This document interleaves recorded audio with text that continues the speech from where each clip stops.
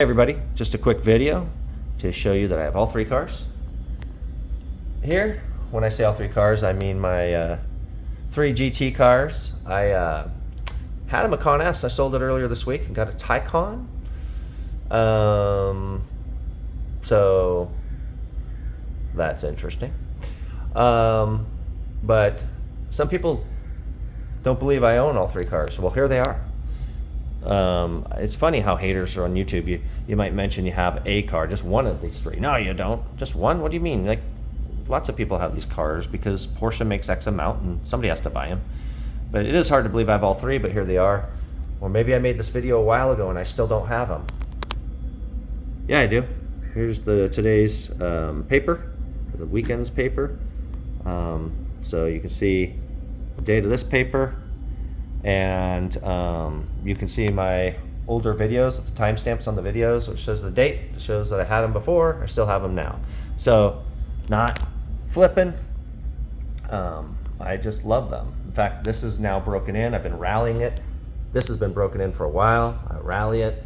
This just got broken in earlier this week. I rallied it. I drive them. I own them. I keep them. Yeah. And I'm going to be adding more because I'm upgrading this one to a 24. This is a 2023 this summer. And I'm not going to tell you the other surprise that's coming this summer. I have two cars coming this summer. I just got a Taycan earlier this week. I did get rid of the Macan S. So I still have four Porsches that, stay in this garage right now. The Taycan is not here, but I have it, and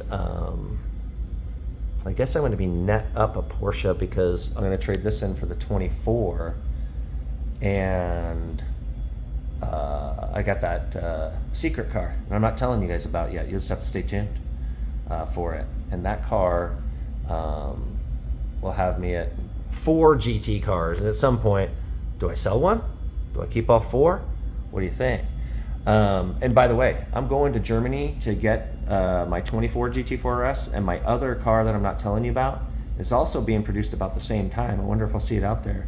But I'm officially going out for the 24 GT4 RS, so I'll do some content out there if I remember. Sometimes it might just be in the moment, right? And forget, but hopefully I'll have some time to be in the moment and not be recording, and maybe a little time to record. So I would like to get that content to you guys. And speaking of content, I know I owe a POV drive of this, and this for that matter.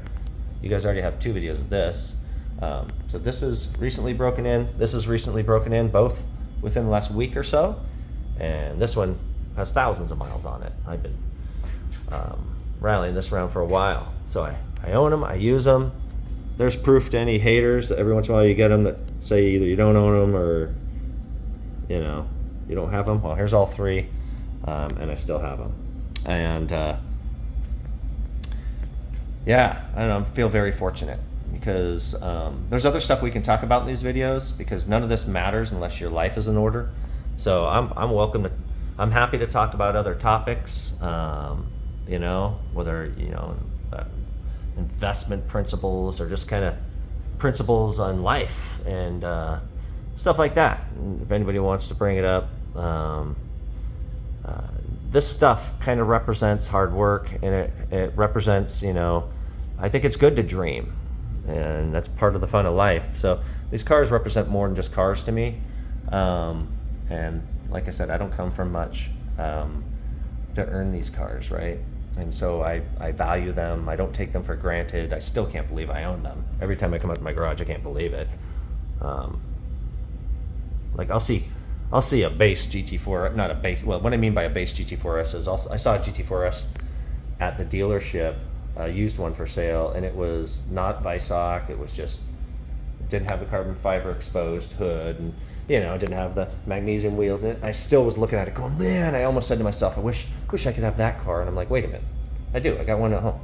It's got Visoc package. You get that little kid in you, and it never leaves. That passion, that excitement, and I'm super grateful. Can't believe I own them. I don't take it for granted, and what I love to do is share the joy, because when I go to car meets and stuff, you get those kids like I used to be, who come up and they dream and they wish, and I was that guy too, and I always appreciate it when the owner would talk about the cars and share the passion. That's what I love. I love sharing it with you guys, and I'd love to see whoever has a dream of owning one of these, I'd love to see attain that dream. And if you want to talk about how or stuff like that, yeah, you know, we could talk more about that stuff. But anyway, just wanted to kind of do a quick video because I thought it was fun because they're all here right now. And as long as I'm here, let's walk around to the front. This thing's up here, so I can't really give it too much of a view right now. But back up a little bit. Give you the front view. There's my 3 RS, satin neodyme, magnesium wheels, you know, Visoc package. And the GT3, baby. There's a manual, so this offers its own experience. This thing's super refined, offers its own experience. It almost doesn't feel as fast as the GT4 RS, even though it's faster, because it's so refined. But the, did I say the 3 RS almost doesn't seem as fast as the 4 RS. I'm not sure if I said that right, but that's what I meant. Because this thing's got lower gearing, it's louder because of the airbox. It's more jumpy because of that gearing, and the sound kind of gives it that effect. You can see that carbon fiber airbox there, and these intakes here, super loud. And you guys heard it on those videos I did already that I posted. So this has you know, a 991 GT3 RS, kind of a, I try to describe, they borrow a lot of it. I don't know if it's like, it's not 100% carryover, but it's pretty much a 991 that's GT3 suspension, like in the front, from that gen. So they borrowed a lot of the DNA from the last gen suspension of these guys.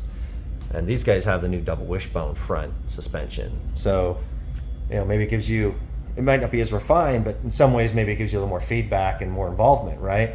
Combined with the sound and the lower gearing, and it's got kind of more of a racer and analog look and feel to the interior, right? The dash is a little more analog. There is a digital part. It's a little more older school, but there's something just kind of racer about this car, racer boy about it. That's super awesome. This is the king, so I mean, what can you say? And then this thing with the manual and just overall perfection. So even though they all have basically the same engine, I say basically because this has a different material and part of the engine to give it a little more horsepower, but the schematic is the same, right? It's a GT3 engine in all of them.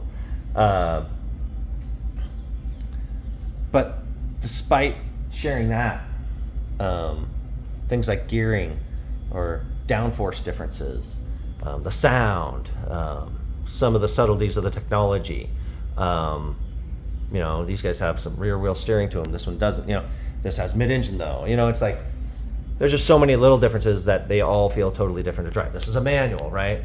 These are PDK. And the Cup cars, single clutch, by the way. So they're all different. Anyway, I was supposed to do a quick video, but you just get all excited and you start talking about these cars. See how it goes? But yeah, so I still have them all. There's the proof, and more content coming. Thanks for watching.